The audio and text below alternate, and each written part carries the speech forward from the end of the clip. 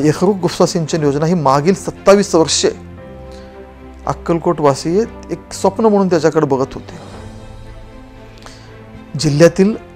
आपल्या जिल्ह्यातील बाजूच्या तालुक्यामध्ये आपल्यासोबतच ज्या योजना मंजूर झाले ते पहिल्या 9 वर्षामध्ये त्यांनी स्वतःची योजना पूर्ण करून घेतली आणि योजना पूर्णत्वास लागायला आज 27 वर्षे लागले. कुठंतरी या 27 वर्षाची प्रतीक्षा माननीय देवेंद्रजींनी संपवली. सुप्रमाला मंजुरी दिली त्यांनी आणि ह्या 2.5 वर्षात सुद्धा मोठ्या प्रमाणात निधी देऊन काम पूर्णत्वास नेलं.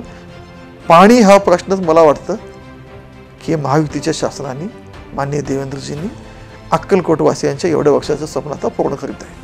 1996 साली युती सरकारच्या काळात एकरूप उपसा सिंचन योजना मंजूर केली होती. त्यानंतर 27 वर्ष या प्रकल्पाचं काम पाठपुराव्याअभावी ठप्प झालं होतं.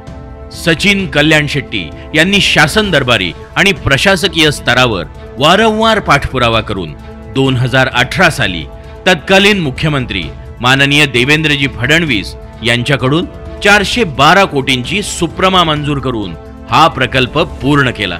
उजनीचं पाणी कुरनूर धरणात पोहोचलं. जवळपास 240 किलोमीटरचा प्रवास करून अक्कलकोट मतदारसंघातील 70 गावांमधील 17,310 हेक्टर क्षेत्रास जलसिंचनाचा लाभ होतोय.